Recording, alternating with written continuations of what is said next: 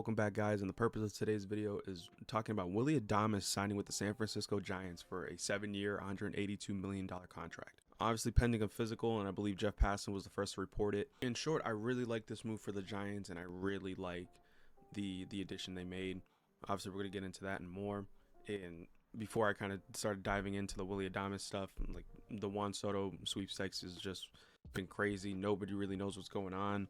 And even as far as this morning, like, it seems like it's coming down to the Yankees and Mets, but who knows at this point. So by the time this video comes out, Juan Soto still hasn't signed. Like, just it seems like nobody knows. It seems like there's a whole lot of misinformation out there, so just be careful. Willy Adames coming off the board, that puts more pressure on teams to get the free agents that they want. But talking about Willy Adames to the Giants, it's the largest contract the Giants have given out in franchise history, and obviously for the next 7 years, you have Willy Adames sliding in, truly replacing Brandon Crawford's 13-year career. The Giants have some solid pieces that I feel like they have a good foundation to truly start getting back to a competitive window again. And I think signing Willy Adames kind of shows the fans that they're getting a step closer to that. I don't think they're truly competitive just yet, but they do have pieces in place now to really take a leap forward. They finished fourth in the NL West when it was 80 and 82.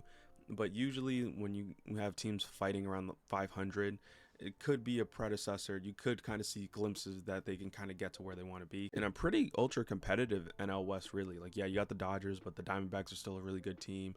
You have the Padres that are a really good team. And now you have another team in the Giants brought themselves in a star. Now, obviously, Willy Adames, he had some other suitors. Apparently, the Red Sox called about him. Apparently, the Braves were linked to him a few times. Look at what the Giants have. Beside Logan Webb, he is one of the true workhorses in baseball right now. Ryan Walker coming out the bullpen and just took the closer role by the horns and was just nasty with his sidearm delivery. The Giants signed Jung-Hoo Lee from the KBO last year, and he got injured and he was out for the rest of the year, and I believe he's going to be coming back relatively soon. I don't know if it's before the start of the season or maybe sometime during the season. Elliot Ramos, he was big for the Giants. He had himself a breakout year. Matt Chapman truly had a bounce-back season, winning the Gold Glove at third base, and also signing an extension with the Giants to stick around. And bringing in Willy and having that left side of the infield with Matt Chapman and Willy Adames, that is a really, really good shortstop and third base combo. I feel like just Willy Adames, he's fantastic defensively. His glove took a step back last year compared to 2023, but he's still a really, really solid shortstop. And you look at his final season with the Brewers, he obviously helped the Brewers make the playoffs once again,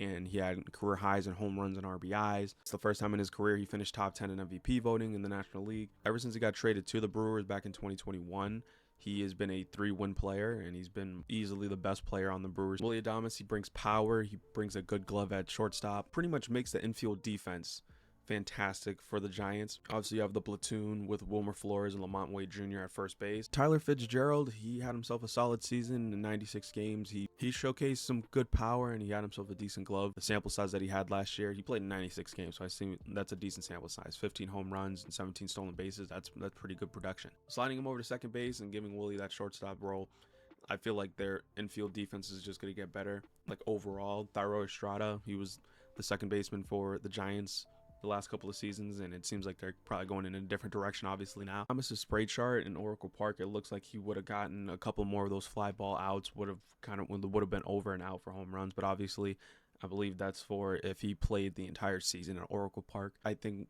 Adames's play is going to translate well to Oracle Park. Trying to hit anything to right center field is kind of a death sentence for most hitters, unless you're, like, one of the premier power bats. But for Willy, he's more of a pull happy guy, so I think he'll be just fine. The Giants last year brought in Matt Chapman. He had himself a great season, bringing in another star, truly start building up that core. You got other guys like Patrick Bailey. That's somebody else I didn't even mention, one of the best catchers in baseball right now. Now, do I believe the Giants are going to win the division and be in contention for one of those playoff spots? Not necessarily the division part of it, but I do think they'll be a lot better of a team than people may give them credit for. Like 80-82 last year, and then they bring in Willy Adames. I think Willy Adames is going to really start pushing the Giants into getting back to where they want to be, being a team that's above 500 for the better part of the season, being a team that's going to be competing for a wild card spot. Yeah, the Giants bring in one of the best offensive shortstops in the game, and they were looking for a true replacement to Brandon Crawford, because obviously a couple years ago they wanted to bring in Carlos Correa, and that falls through. Now a couple years later to bring in Willy Adames. So I really like this signing. I feel like it's an absolute win for the Giants. And if I was a Giants fan, I'd be really excited. The Giants still may not be done. They've still been linked to guys like Anthony Santander. They've been linked to some of the top free agent pitchers in baseball like Max Fried and Corbin Burns. Especially with Blake Snell going to the Dodgers, I think they're in the market for trying to find a replacement for him. I do feel like they may be looking at other places too to kind of really bolster the roster. Like, yeah, you have the platoon at first base. Maybe you try to dabble in for a first baseman. But obviously now with Willy Adames off the board, teams are going to be pushing hard to get guys. The Giants got better from this move. They brought in the shortstop for the next 7 years, solidified that left side of the infield for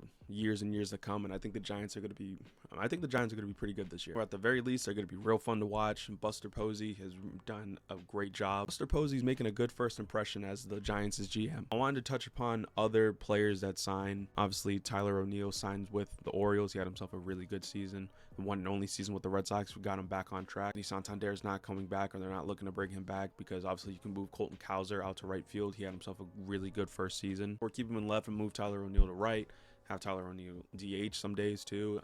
I believe they moved their left field wall closer. I think it was going to help out somebody like him who's real pull happy and has absolute power. That's a 30 home run guy. Signed him for the next 3 years. I think that was a good signing. Aroldis Chapman to the Red Sox obviously happened a few days ago. I love the fact that they brought him in. People will have their feelings about him. He's a very controversial player. I'm looking at the on the field stuff he provides. He still throws well over 100 miles an hour. Power lefty, and the Red Sox really didn't have any good lefty options coming out of the pen last year. Red Sox fans can attest that they really heavily relied on Brandon Bernardino. Aroldis Chapman to the Red Sox was something I always saw happening, and I'm excited. Maybe it was maybe 5-10 years too late. Obviously, Juan Soto's still yet to sign. The winter meetings are underway, so we probably will see something. I'll make sure to keep you guys updated on all that. The Orioles also brought in Gary Sanchez, so I guess, kind of split time with Adley Rutschman at catcher, or probably have him DH. Have him back in the AL East. He still provides good power. I'll make sure to keep you guys updated on all the movement going on throughout MLB. Give me you guys his thoughts on Willy Adames going to the Giants, and any other free agency takes, or just anything you want to chime in. I'm more than happy to hear it, and I read all your comments. Make sure you guys check out VendettaSportsMedia.com to keep up to date with all your favorite sports. 2025 is going to be a really big year for Vendetta, so you guys don't want to miss out.